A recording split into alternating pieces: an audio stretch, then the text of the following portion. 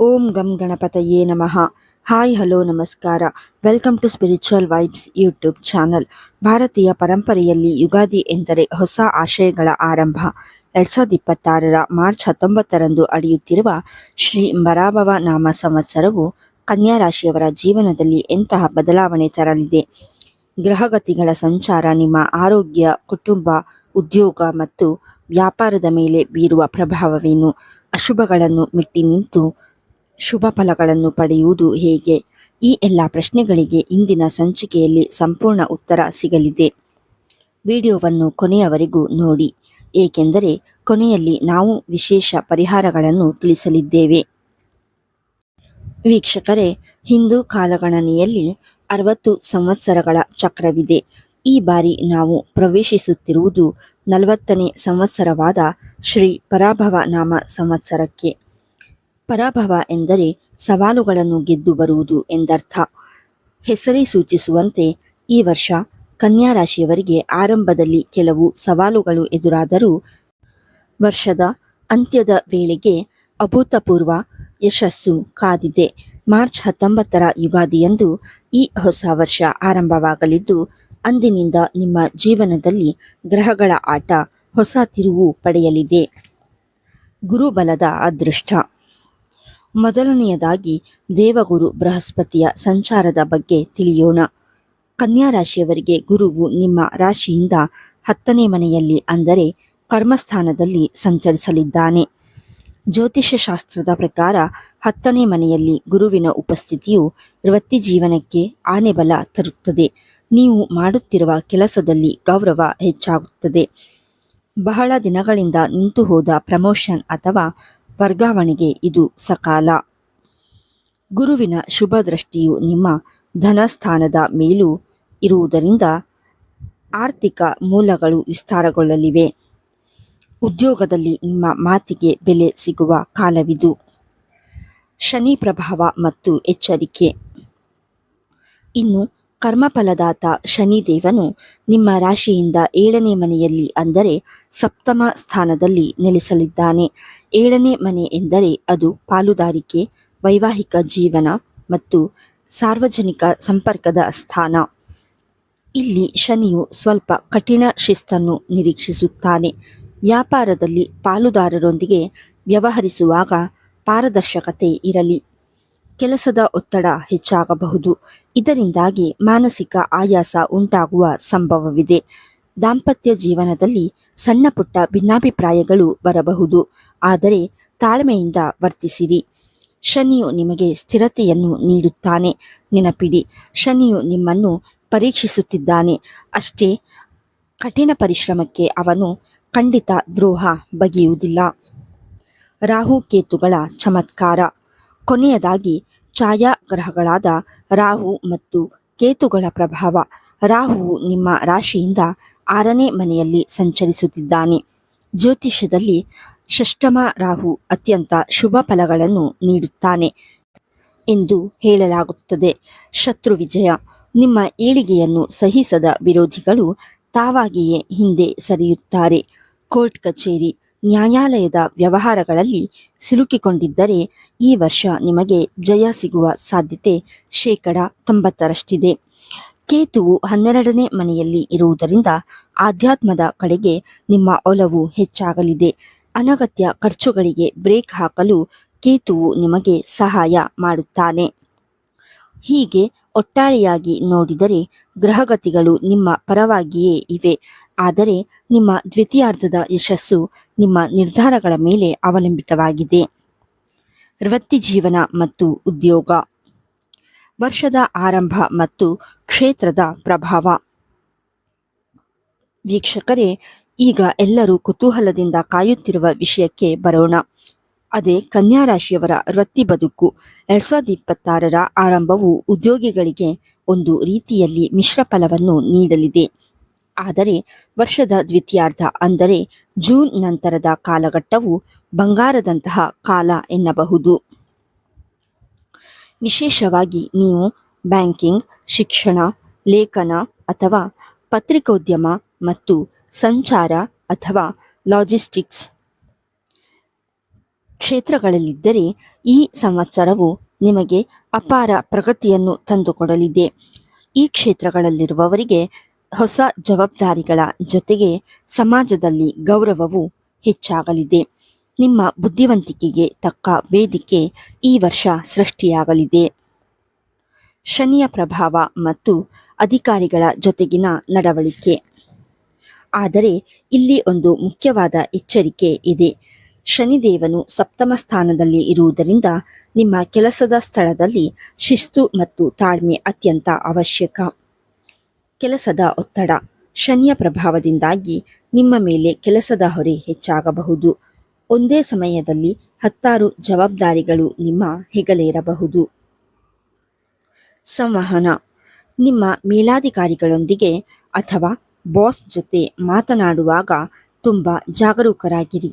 ನಿಮ್ಮ ಮಾತಿನಲ್ಲಿ ಧೈರ್ಯವಿರಲಿ, ಆದರೆ ಅದು ಅಹಂಕಾರವಾಗಿ ಕಾಣಿಸಬಾರದು. ಸಲಹೆ. ಅಧಿಕಾರಿಗಳ ಜೊತೆ ಸಣ್ಣ ಪುಟ್ಟ ಭಿನ್ನಾಭಿಪ್ರಾಯಗಳು ಬಂದರೂ ಸಮಾಧಾನದಿಂದ ಪರಿಸ್ಥಿತಿಯನ್ನು ನಿಭಾಯಿಸಿ. ನಿಮ್ಮ ಸಂಯಮವೇ ಈ ವರ್ಷ ನಿಮಗೆ ಶ್ರೀರಕ್ಷೆ.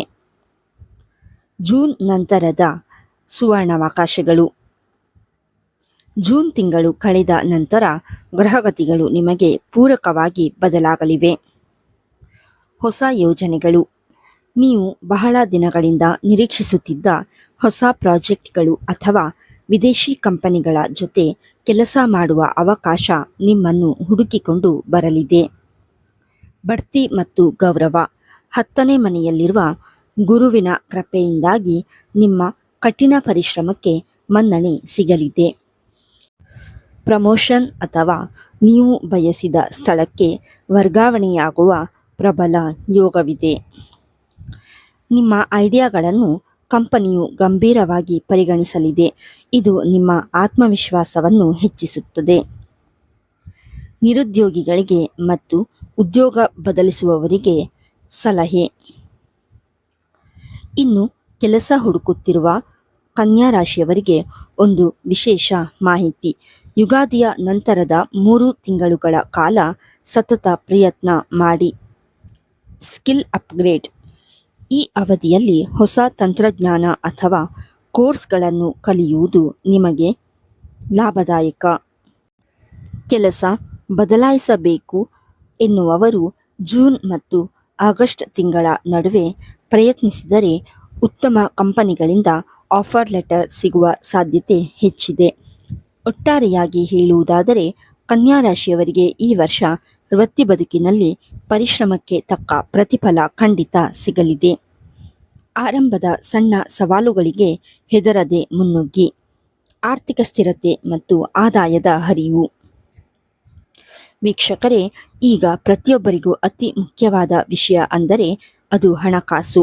ಕನ್ಯಾ ರಾಶಿಯವರಿಗೆ ಈ ಶ್ರೀ ಪರಾಭವ ನಾಮ ಸಂವತ್ಸರವು ಆರ್ಥಿಕವಾಗಿ ಒಂದು ಭದ್ರವಾದ ಬುನಾದಿಯನ್ನು ಹಾಕಿಕೊಡಲಿದೆ. ಆದಾಯದ ಮೂಲಗಳು. ಈ ವರ್ಷ ಕೇವಲ ಒಂದು ಮೂಲದಿಂದಲ್ಲದೆ ಎರಡನೇ ಆದಾಯದ ಮೂಲವು ಸೃಷ್ಟಿಯಾಗುವ ಯೋಗವಿದೆ. ನೀವು ಹವ್ಯಾಸವಾಗಿ ಮಾಡುತ್ತಿದ್ದ ಕೆಲಸ ಈಗ ಲಾಭ ತರಲು ಶುರುವಾಗುತ್ತದೆ. ಎಚ್ಚರಿಕೆ. ಆದರೆ ನೆನಪಿಡಿ, ಮಾರ್ಚ್ 19ರ ಯುಗಾದಿಯಿಂದ ಮೇ ತಿಂಗಳ ಅಂತ್ಯದವರೆಗೆ ಹಣದ ಹರಿವಿನಲ್ಲಿ ಏರಿಳಿತವಿರಬಹುದು. ಈ ಸಮಯದಲ್ಲಿ ದೊಡ್ಡ ಮೊತ್ತದ ಹಣವನ್ನು ಯಾರಿಗಾದರೂ ಸಾಲವಾಗಿ ಕೊಡುವ ಮುನ್ನ 100 ಬಾರಿ ಯೋಚಿಸಿ. ಅನಗತ್ಯ ಖರ್ಚುಗಳಿಗೆ ಕಡಿವಾಣ ಹಾಕುವುದು ಈ ಆರಂಭಿಕ ತಿಂಗಳುಗಳಲ್ಲಿ ಬಹಳ ಮುಖ್ಯ. ಹೂಡಿಕೆ ಮತ್ತು ಆಸ್ತಿ ಖರೀದಿ. ನಿಮ್ಮಲ್ಲಿ ಅನೇಕರಿಗೆ ಸ್ವಂತ ಮನೆ ಅಥವಾ ಜಮೀನು ಖರೀದಿಸಬೇಕು ಎಂಬ ಹಂಬಲವಿರುತ್ತದೆ. ಕನ್ಯಾ ರಾಶಿಯವರ ಈ ಕನಸು ನನಸಾಗಲು ಕಾಲ ಪಕ್ವವಾಗಿದೆ. ಸುವರ್ಣಾವಕಾಶ. ಜೂನ್ನಿಂದ ನವೆಂಬರ್ವರೆಗಿನ ಅವಧಿಯು ಹೂಡಿಕೆಗೆ ಅತ್ಯಂತ ಪ್ರಸಕ್ತವಾಗಿದೆ. ಈ ಸಮಯದಲ್ಲಿ ನೀವು ಮಾಡುವ ದೀರ್ಘಕಾಲೀನ ಹೂಡಿಕೆಗಳು ಭವಿಷ್ಯದಲ್ಲಿ ದೊಡ್ಡ ಲಾಭ ತರಲಿವೆ. ಆಸ್ತಿ ಖರೀದಿ. ಹೊಸ ಮನೆ, ಸೈಟ್ ಅಥವಾ ವಾಹನ ಖರೀದಿ ಮಾಡಲು ಯೋಜಿಸುತ್ತಿದ್ದರೆ ಸೆಪ್ಟೆಂಬರ್ ಮತ್ತು ಅಕ್ಟೋಬರ್ ತಿಂಗಳುಗಳು ನಿಮಗೆ ಹೆಚ್ಚು ಲಾಭದಾಯಕವಾಗಿರಲಿವೆ. ಗುರುಬಲವು ನಿಮ್ಮ ಹಣಕಾಸಿನ ತೀರ್ಮಾನಗಳಿಗೆ ದೈವಿಕ ಬೆಂಬಲ ನೀಡಲಿದೆ. ವ್ಯಾಪಾರ ಮತ್ತು ಹೊಸ ಉದ್ಯಮ. ಇನ್ನು ವ್ಯಾಪಾರಸ್ಥರ ವಿಷಯಕ್ಕೆ ಬರೋಣ. ನೀವು ಸಣ್ಣ ವ್ಯಾಪಾರಿಯೇ ಇರಲಿ ಅಥವಾ ದೊಡ್ಡ ಉದ್ಯಮಿಯೇ ಇರಲಿ, ಈ ವರ್ಷದ ದ್ವಿತೀಯಾರ್ಧವು ನಿಮಗೆ ಹೊಸ ಚೈತನ್ಯ ನೀಡಲಿದೆ. ಹೊಸ ವ್ಯವಹಾರ, ಹೊಸದಾಗಿ ಸ್ಟಾರ್ಟಪ್ ಅಥವಾ ಯಾವುದೇ ಬಿಸ್ನೆಸ್ ಶುರು ಮಾಡಬೇಕು ಎಂದಿರುವವರಿಗೆ ಜೂನ್ ನಂತರದ ಸಮಯ ಬಹಳ ಉತ್ತಮ. ಎಚ್ಚರಿಕೆ: ಶನಿಯು 7ನೇ ಮನೆಯಲ್ಲಿ ಇರುವುದರಿಂದ ಪಾಲುದಾರಿಕೆ ವ್ಯಾಪಾರದಲ್ಲಿ ಪಾರದರ್ಶಕತೆ ಇರಲಿ. ಹಣಕಾಸಿನ ದಾಖಲೆಗಳನ್ನು ಸರಿಯಾಗಿ ಇಟ್ಟುಕೊಳ್ಳಿ. ಯಾವುದೇ ಅಗ್ರಿಮೆಂಟ್ಗೆ ಸಹಿ ಹಾಕುವ ಮೊದಲು ಅನುಭವಸ್ಥರ ಅಥವಾ ಕಾನೂನು ತಜ್ಞರ ಸಲಹೆ ಪಡೆಯುವುದು ಕಡ್ಡಾಯ. ಅವಸರದ ನಿರ್ಧಾರ ನಿಮ್ಮ ಲಾಭವನ್ನು ಕಡಿಮೆ ಮಾಡಬಹುದು. ಆರ್ಥಿಕ ಸ್ಥಿತಿ.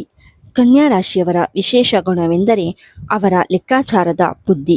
ಈ ವರ್ಷ ನಿಮ್ಮ ಆ ಲೆಕ್ಕಾಚಾರದ ಬುದ್ಧಿಯೇ ನಿಮ್ಮನ್ನು ಆರ್ಥಿಕ ಸಂಕಷ್ಟದಿಂದ ಪಾರು ಮಾಡಲಿದೆ.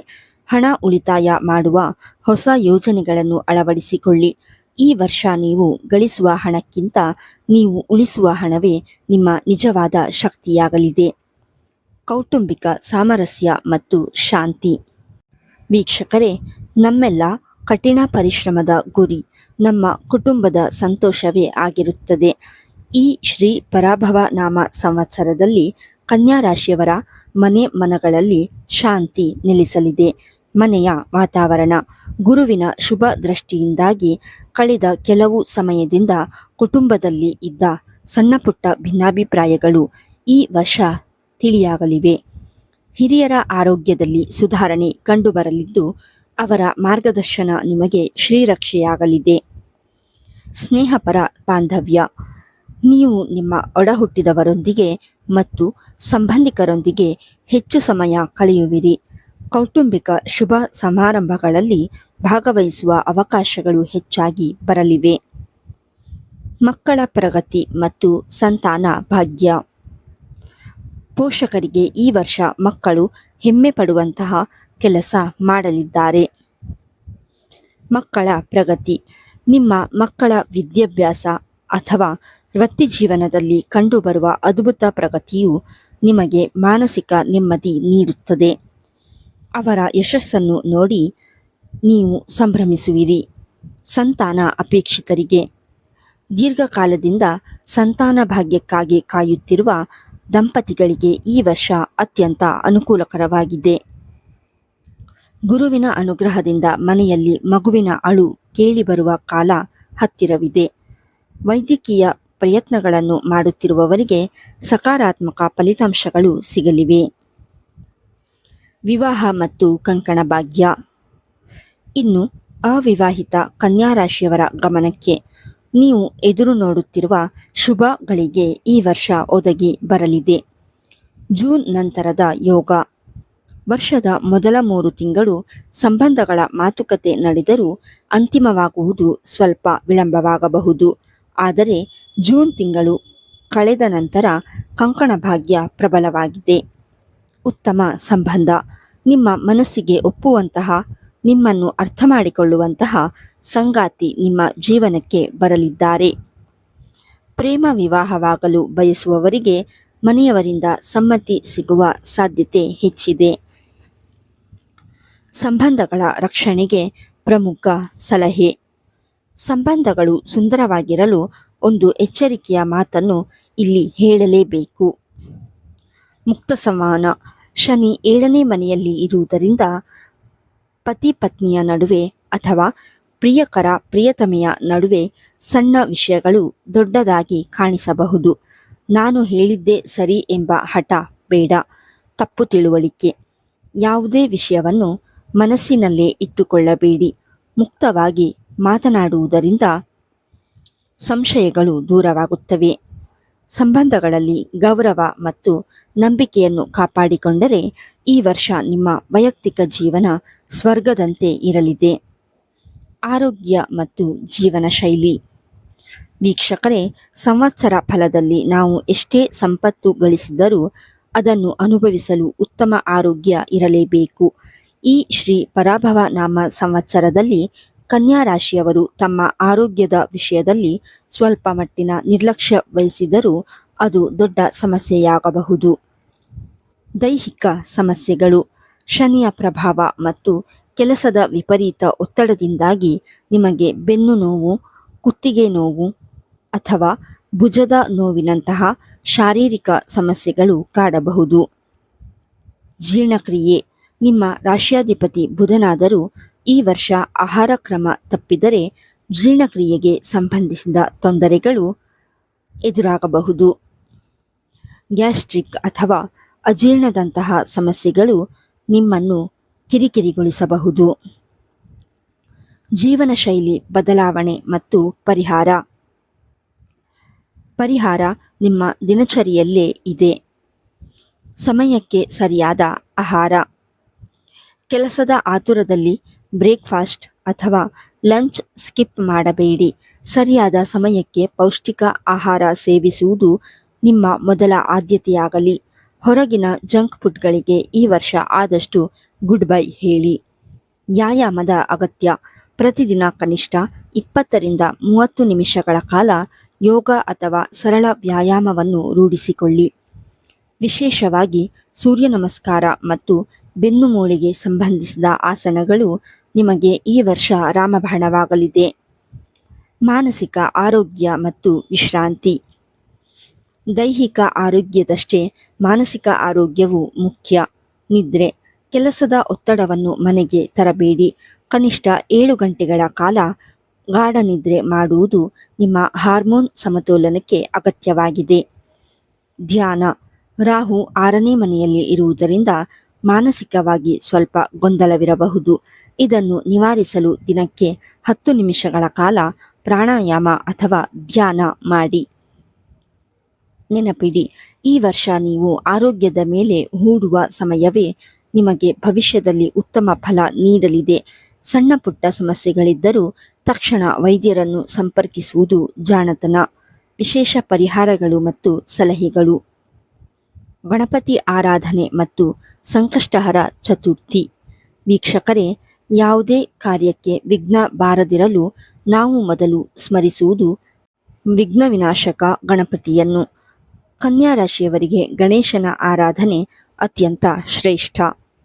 ಪರಿಹಾರ: ಪ್ರತಿ ತಿಂಗಳು ಬರುವ ಸಂಕಷ್ಟಹರ ಚತುರ್ಥಿಯ ದಿನದಂದು ಗಣೇಶನ ದೇವಸ್ಥಾನಕ್ಕೆ ಭೇಟಿ ನೀಡಿ ಗಣಪತಿಗೆ ಅತ್ಯಂತ ಪ್ರಿಯವಾದ ಗರಿಕೆ ಹುಲ್ಲನ್ನು ಅರ್ಪಿಸಿ ಅರ್ಚನೆ ಮಾಡಿಸಿ. ಮನೆಯಲ್ಲಿ ಗಣೇಶನಿಗೆ ಅಷ್ಟೋತ್ತರ ಪಠಿಸುವುದರಿಂದ ನಿಮ್ಮ ಕೆಲಸದಲ್ಲಿ ಎದುರಾಗುವ ಅಡೆತಡೆಗಳು ಮಂಜಿನಂತೆ ಕರಗುತ್ತವೆ. ವಿಶೇಷವಾಗಿ ಬುಧವಾರದ ದಿನ ಗಣೇಶನ ಸ್ಮರಣೆ ಮಾಡುವುದು ನಿಮ್ಮ ಬುದ್ಧಿಶಕ್ತಿಯನ್ನು ಹೆಚ್ಚಿಸುತ್ತದೆ. ವಿದ್ಯಾದಾನ ಮತ್ತು ಬುಧಗ್ರಹದ ಬಲ. ನಿಮ್ಮ ರಾಶ್ಯಾಧಿಪತಿ ಬುಧನು ಜ್ಞಾನ ಮತ್ತು ಬುದ್ಧಿವಂತಿಕೆಯ ಕಾರಕ. ಈ ಗ್ರಹವನ್ನು ಬಲಪಡಿಸಲು ದಾನಕ್ಕಿಂತ ಮಿಗಿಲಾದ ದಾರಿಯಿಲ್ಲ. ದಾನ: ಆರ್ಥಿಕವಾಗಿ ಹಿಂದುಳಿದಿರುವ ಅಥವಾ ಬಡ ವಿದ್ಯಾರ್ಥಿಗಳಿಗೆ ಸಹಾಯ ಮಾಡಿ. ಅವರಿಗೆ ಅಗತ್ಯವಿರುವ ಪುಸ್ತಕಗಳು, ಪೆನ್ನುಗಳು ಅಥವಾ ಯಾವುದೇ ಶೈಕ್ಷಣಿಕ ಸಾಮಗ್ರಿಗಳನ್ನು ದಾನವಾಗಿ ನೀಡಿ. ಈ ರೀತಿ ಮಾಡುವುದರಿಂದ ನಿಮ್ಮ ವೃತ್ತಿಜೀವನದಲ್ಲಿರುವ ಗೊಂದಲಗಳು ದೂರವಾಗಿ ಸರಿಯಾದ ನಿರ್ಧಾರ ತೆಗೆದುಕೊಳ್ಳುವ ಸಾಮರ್ಥ್ಯ ನಿಮಗೊಲಿಯುತ್ತದೆ. ನೆನಪಿಡಿ, ಜ್ಞಾನದ ಹಂಚಿಕೆ ನಿಮ್ಮ ಜ್ಯೋತಿಷ್ಯ ಬಲವನ್ನು ವೃದ್ಧಿಸುತ್ತದೆ. ವಿಷ್ಣು ಸಹಸ್ರನಾಮ ಮತ್ತು ಗೋಸೇವೆ. ಆಧ್ಯಾತ್ಮಿಕ ಶಕ್ತಿಯನ್ನು ವೃದ್ಧಿಸಿಕೊಳ್ಳಲು 2 ಪ್ರಮುಖ ಮಾರ್ಗಗಳಿವೆ. ಪಠಣ: ಪ್ರತಿ ಬುಧವಾರದಂದು ಮನೆಯಲ್ಲಿ ಅಥವಾ ದೇವಸ್ಥಾನದಲ್ಲಿ ಕುಳಿತು ವಿಷ್ಣು ಸಹಸ್ರನಾಮವನ್ನು ಪಠಿಸಿ ಅಥವಾ ಕೇಳಿ. ಇದು ನಿಮ್ಮ ಮನೆಯಲ್ಲಿರುವ ನಕಾರಾತ್ಮಕ ಶಕ್ತಿಯನ್ನು ಹೊರಹಾಕಿ ಸಕಾರಾತ್ಮಕ ಕಂಪನಗಳನ್ನು ಸೃಷ್ಟಿಸುತ್ತದೆ. ಗೋಸೇವೆ: ಸನಾತನ ಧರ್ಮದಲ್ಲಿ ಗೋವಿನಲ್ಲಿ ಮುಕ್ಕೋಟಿ ದೇವತೆಗಳಿದ್ದಾರೆ ಎಂದು ನಂಬಲಾಗುತ್ತದೆ. ಬುಧವಾರದಂದು ಗೋಮಾತೆಗೆ ಹಸಿರು ಹುಲ್ಲು ಅಥವಾ ನೆನೆಸಿದ ಬಟಾಣಿಯನ್ನು ತಿನ್ನಲು ನೀಡಿ. ಇದು ನಿಮ್ಮ ಜಾತಕದಲ್ಲಿರುವ ದೋಷಗಳನ್ನು ನಿವಾರಿಸಿ ಹಣಕಾಸಿನ ಮುಗ್ಗಟ್ಟು ಬರದಂತೆ ಕಾಪಾಡುತ್ತದೆ. ಪ್ರಮುಖ ಜೀವನ ಸಲಹೆಗಳು: ಕೇವಲ ಧಾರ್ಮಿಕ ಪರಿಹಾರಗಳಷ್ಟೇ ಅಲ್ಲದೆ ಪ್ರಾಯೋಗಿಕವಾಗಿ ಈ ಕೆಳಗಿನ 3 ಸೂತ್ರಗಳನ್ನು ಪಾಲಿಸಿ. ಜಾಗರೂಕತೆ. ಶನಿ 7ನೇ ಮನೆಯಲ್ಲಿ ಇರುವುದರಿಂದ ಹಣಕಾಸಿನ ವ್ಯವಹಾರ ಮತ್ತು ಕಾನೂನು ದಾಖಲೆಗಳ ಮೇಲೆ ಸದಾ ಕಣ್ಣಿರಲಿ. ಯಾರನ್ನು ಕುರುಡಾಗಿ ನಂಬಬೇಡಿ. ಸಂವಹನ. ಸಂಬಂಧಗಳಲ್ಲಿ ಆಗುವ ಸಣ್ಣ ಪುಟ್ಟ ಬಿರುಕುಗಳನ್ನು ಅಹಂಕಾರ ಬಿಟ್ಟು ಮಾತನಾಡಿ ಸರಿಪಡಿಸಿಕೊಳ್ಳಿ. ಆರೋಗ್ಯ. ನಿಮ್ಮ ದೇಹ ನೀಡುವ ಮುನ್ಸೂಚನೆಗಳನ್ನು ನಿರ್ಲಕ್ಷಿಸಬೇಡಿ. ಈ ಸರಳ ಆದರೆ ಪ್ರಭಾವಶಾಲಿ ಪರಿಹಾರಗಳನ್ನು ನಂಬಿಕೆಯಿಂದ ಪಾಲಿಸಿದರೆ ಶ್ರೀ ಪರಾಭವ ನಾಮ ಸಂವತ್ಸರವು ನಿಮ್ಮ ಪಾಲಿಗೆ ಅತ್ಯಂತ ಯಶಸ್ವಿ ವರ್ಷವಾಗುವುದರಲ್ಲಿ ಸಂಶಯವಿಲ್ಲ. ವೀಕ್ಷಕರೇ, ಇಲ್ಲಿಯವರೆಗೆ ನಾವು ಶ್ರೀ ಪರಾಭವ ನಾಮ ಸಂವತ್ಸರದಲ್ಲಿ ಕನ್ಯಾ ರಾಶಿಯವರ ಭವಿಷ್ಯ ಹೇಗಿರಲಿದೆ ಎಂಬುದನ್ನು ವಿಸ್ತಾರವಾಗಿ ನೋಡಿದ್ದೇವೆ. ಒಟ್ಟಾರೆಯಾಗಿ ಹೇಳುವುದಾದರೆ ಈ ವರ್ಷವು ನಿಮಗೆ ಸವಾಲುಗಳಿಗಿಂತ ಹೆಚ್ಚಿನ ಅವಕಾಶಗಳನ್ನು ಹೊತ್ತು ತರುತ್ತಿದೆ. ಗ್ರಹಗತಿಗಳು ಏನೇ ಇರಲಿ, ನಿಮ್ಮಲ್ಲಿರುವ ಅಚಲವಾದ ತಾಳ್ಮೆ ಮತ್ತು ಸತತ ಪರಿಶ್ರಮವಿದ್ದರೆ ಜಯ ಖಂಡಿತ ನಿಮ್ಮದೇ ಆಗಿರುತ್ತದೆ. ಈ ಸಂವತ್ಸರವು ನಿಮ್ಮ ಜೀವನದಲ್ಲಿ ಸುಖ, ಶಾಂತಿ ಮತ್ತು ಸಮೃದ್ಧಿಯನ್ನು ತರಲಿ ಎಂದು ನಾವು ಮನಪೂರ್ವಕವಾಗಿ ಪ್ರಾರ್ಥಿಸುತ್ತೇವೆ. ಇಂದಿನ ಈ ಮಾಹಿತಿ ನಿಮಗೆ ಉಪಯುಕ್ತವೆನಿಸಿದರೆ ದಯವಿಟ್ಟು ವಿಡಿಯೋವನ್ನು ಲೈಕ್ ಮಾಡಿ. ನಿಮ್ಮ ಕುಟುಂಬದವರು ಅಥವಾ ಸ್ನೇಹಿತರಲ್ಲಿ ಕನ್ಯಾ ರಾಶಿಯವರಿದ್ದರೆ ಅವರೊಂದಿಗೆ ಈ ವಿಡಿಯೋವನ್ನು ತಪ್ಪದೆ ಶೇರ್ ಮಾಡಿ. ಅವರಿಗೂ ಈ ಮಾಹಿತಿಯ ಲಾಭ ಸಿಗಲಿ. ಈ ರಾಶಿಫಲದ ಬಗ್ಗೆ ನಿಮ್ಮ ಅನಿಸಿಕೆಗಳೇನು ಅಥವಾ ನೀವು ಯಾವ ವಿಷಯದ ಬಗ್ಗೆ ಮುಂದಿನ ವಿಡಿಯೋ ನಿರೀಕ್ಷಿಸುತ್ತಿದ್ದೀರಿ ಎಂಬುದನ್ನು ನಮಗೆ ಕಮೆಂಟ್ ಮೂಲಕ ತಿಳಿಸಿ. ನೀವು ನೀಡುವ ಪ್ರತಿ ಕಮೆಂಟ್ ನಮಗೆ ಮುಂದಿನ ವಿಡಿಯೋ ಮಾಡಲು ಸ್ಫೂರ್ತಿ ನೀಡುತ್ತದೆ.